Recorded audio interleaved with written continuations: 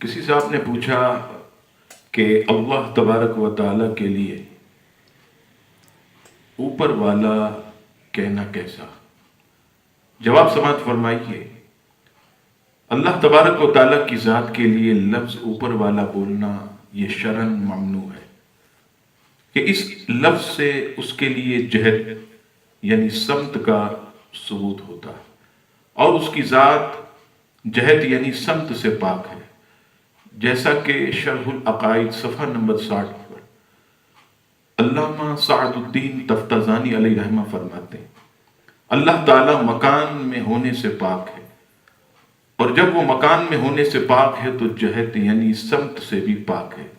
اسی طرح اوپر اور نیچے ہونے سے بھی پاک ہے۔ فتاوی فیض الرسول جلد اول صفحہ نمبر 2 پر ہے کہ اگر کوئی شخص یہ جملہ اللہ تعالیٰ کے لیے بلندی و برتری کے معنی میں استعمال کرے تو کہنے والے پر کفر کا حکم نہیں لگے گا، مگر اس قول کو جو ہے برا ہی کہیں گے، یعنی قائل کو کہنے والے کو روکا جائے گا۔ لہذا ان تمام حوالہ جات سے یہ ثابت ہوا کہ اللہ تبارک و تعالیٰ کے لیے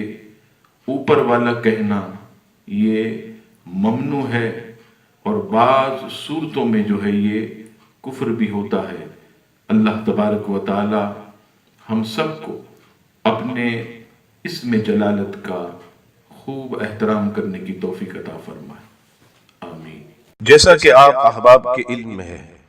کہ آج کے اس جدید دور میں انٹرنیٹ معلومات حاصل کرنے کا آسان ذریعہ، انٹرنیٹ ایک سرکش بے لگام گھوڑے کی مانند ہے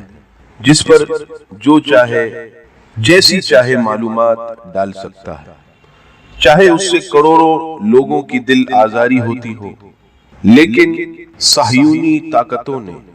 فریڈم آف اسپیچ کے نام سے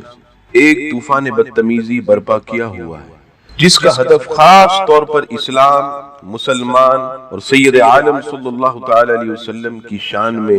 گستاخیوں کا زیر اگلنا سر فہرست ہے۔ لہذا ان دشمنان اسلام سے مقابلہ کرنے کے لیے تمام دیکھنے اور سننے والے مسلمانوں سے میں دست بستہ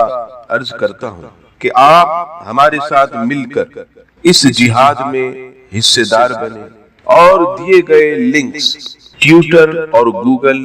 پلس کو فالو کر کے لوگوں میں اویئرنیس بڑھائیں، اور فیس بک کا جو پیج ہے